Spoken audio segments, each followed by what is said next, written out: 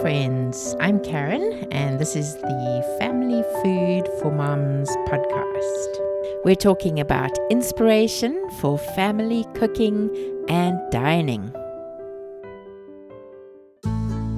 Today, we're going to talk about some ideas for gluten-free meals or meals if someone doesn't eat dairy, like maybe a breastfeeding mom, or any kind of dietary restrictions, and ideas you can make either for the whole family or for that particular person, how you can make some in advance and freeze them, just to give you some ideas that you can use if that's the case in your family. In our family, my husband is wheat-free.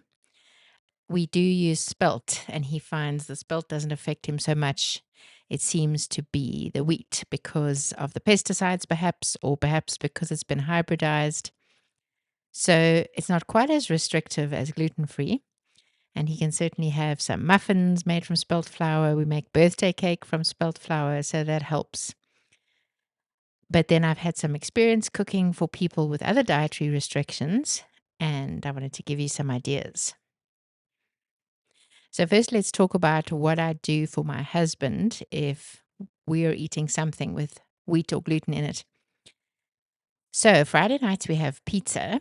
We usually get takeout. Sometimes we make our own. So in this case, if we make our own, we use spelt flour and then he can eat that. If we're getting takeout, it's quite easy to get a gluten-free base. And then sometimes him and I just have something different. The kids will have pizza and we'll get some Chinese takeout or something like that. I know you need to be careful with Chinese takeout because their soy sauce can have wheat in it. But in this case, it doesn't seem to affect him. So then, say we're having lasagna. He enjoys lasagna. If it's a homemade lasagna, we can easily get gluten-free lasagna. And if it's a shop-bought lasagna, then it's easy to find a zucchini lasagna for him. So the zucchini is used instead of the pasta. We do this at home as well. Sometimes you just cut strips with a vegetable slicer of zucchini or marrow and then use that in the place of the pasta. A good idea when you do that is to put a bit of salt on the strips of zucchini and leave them on a plate a little bit to get rid of some of the excess liquid and then use them. And then the lasagna will not be too soggy. But otherwise, everything else in the lasagna is good. To use a bit of ricotta, some mozzarella, the mince, the cheese sauce, whatever you might be using, the bolognese. And then if we do something like mac and cheese with meat, I like to do mac and cheese as a side, not as a main, to have more protein. So if we had mac and cheese with something, then he would eat the meat and I would do a potato, baked potato on the side, or some rice on the side with sauce for him to have. A good meal to do that is gluten-free is steak, either on the grill or stove oven. Tenderloin we do in the oven. And then I'll do stir-fry veg and perhaps some potato. So those kind of things help. Often we'll do roast chicken, roast lamb with vegetables and or potatoes. We'll do chicken breasts or chicken pieces with rice and butternut. So all of those are easily gluten-free. And the main challenge is when it's something that we're all having that he can't eat. Because there's always meat with the meal, unless it's a casserole, it's pretty easy to just do a different side or a few veggies for him or some sweet potato mash or, as I said, a baked potato, something extra that just means he leaves out the wheat part. If we're having wraps or sandwiches, then him and I will often have just the meat and veggies. And as I said at the beginning, I like to do some meals for the freezer so that if I need something for him, if whatever we're eating is completely wheat and hard to switch, then we'll just grab a small meal from the freezer and warm that up alongside the other food, either in the oven or the air fryer or in the pan. So that helps. I'll come back to some more gluten-free ideas soon. Next, I want to talk about some meals we cooked for a family where the mom was breastfeeding and couldn't eat certain things because her baby was sensitive to those. So she couldn't eat dairy. She couldn't eat, as I said, cheese is dairy, onion, garlic, broccoli, cauliflower, peanuts. Those were all not allowed. Then butter in small quantities and yogurt. And she wasn't sure about leeks and cream, no spicy food. So we were basically looking at meat and veg. But I'm going to mention the meals that we made to hopefully give you some ideas. So we made beef meatballs with no onion and garlic in the sauce with some rice. Then we made corned beef, a whole corned beef in the Instant Pot with a side of mashed potatoes, no dairy in the mashed potatoes, except a little bit of butter. And we made steamed green beans. We made lamb stew with carrots and potatoes. Again, no onion or garlic in there, slow cooked. We made cottage pie with sweet potato mash, dairy free, and onion and garlic free. We made a side of butternut. Let's see, we made roast chicken with roast potatoes and veg. We did some barbecue ribs, beef and pork. We did a chicken stir fry with noodles and mixed vegetables. We did a side of corn on the cob, then sliced roast lamb with gravy and oven roasted root vegetables.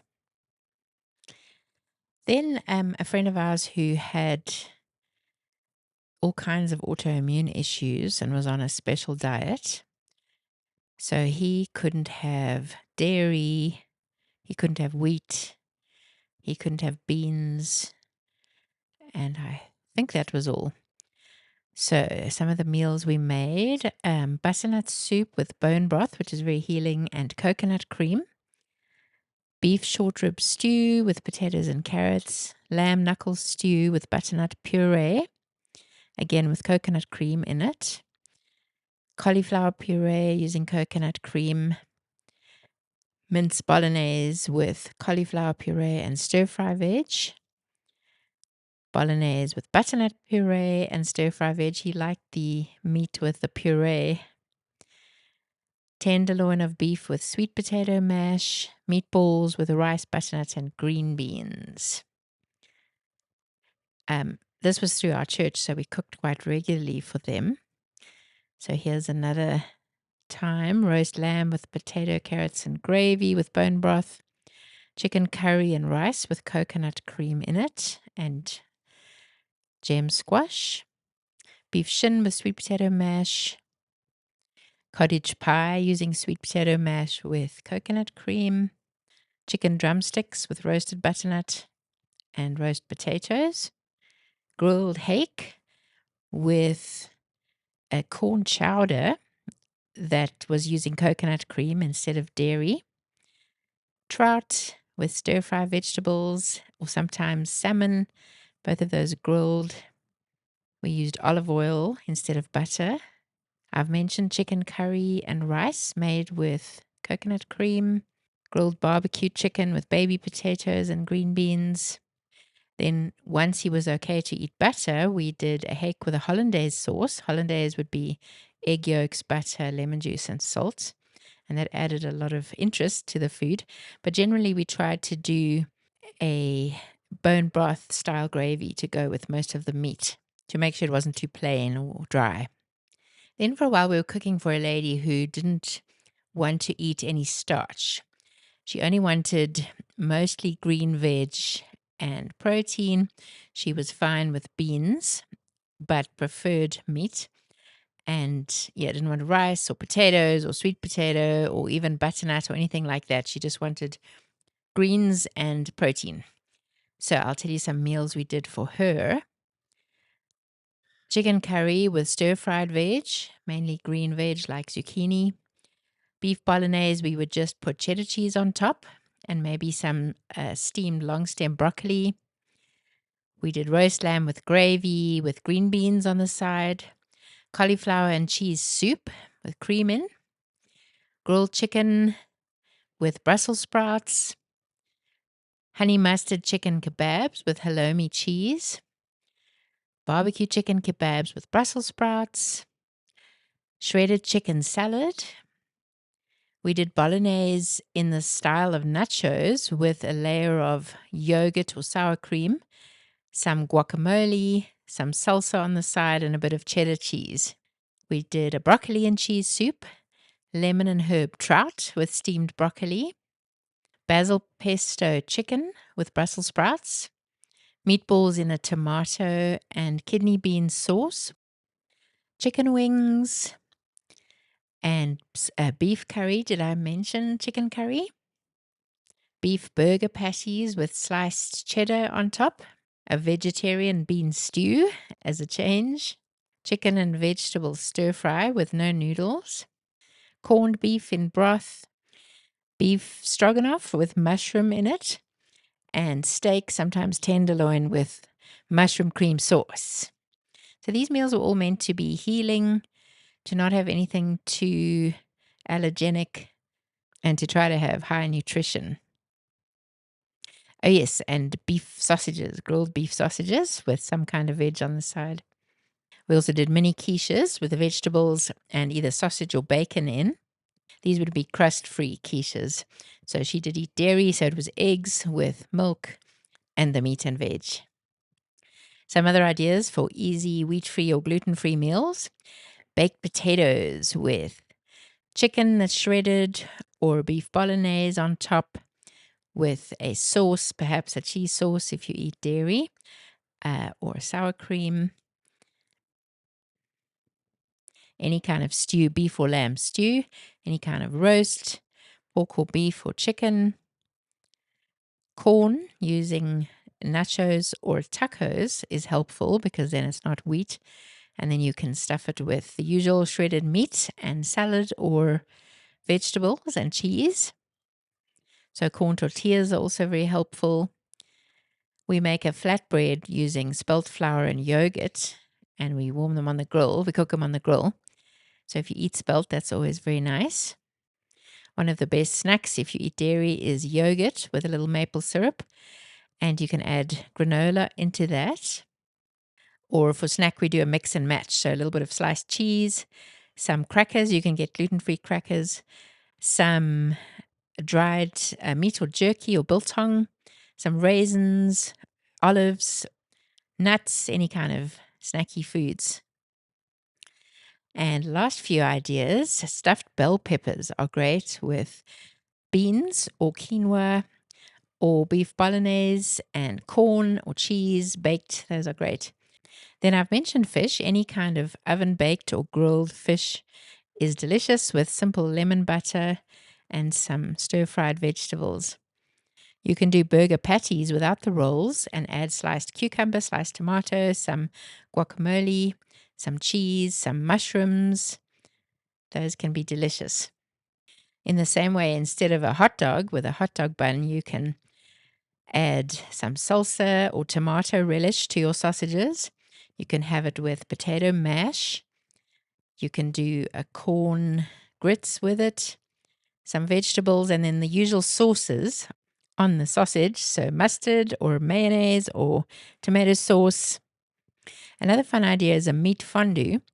In a meat fondue, you warm the meat or cook it in broth. So instead of like a cheese fondue, you have melted cheese. In this case, you'd have broth in the fondue pot. And then you cook your pieces of chicken or beef, very thin pieces, in that broth. So it can take a while. Sometimes I pre-cook the meat and then we just warm it in the broth. But the idea with this is to have some interesting sauces for each person to dip their meat and their vegetables into. So say you have some thinly sliced chicken and beef that you dip into a cheese sauce or a sun-dried tomato pecorino sauce, any kind of sauce that you like. And then you can also dip your vegetables, some baby potatoes, some Brussels sprouts, baby carrots. Those are great dipped in cheese sauce or a mushroom cream sauce. And this makes it a lot more fun without having to have gluten in your meal.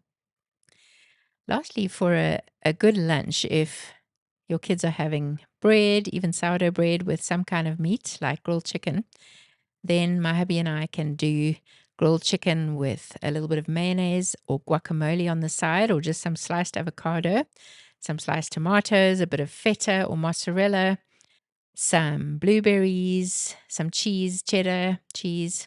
All of those things make the meal more interesting without it having to include gluten. My favorite gluten-free desserts are chocolate mousse. So you don't have to worry about using gluten-free ingredients, which are often a bit strange or expensive.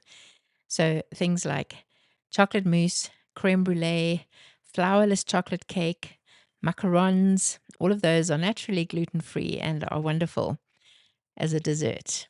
And of course, ice cream. That's the best of all.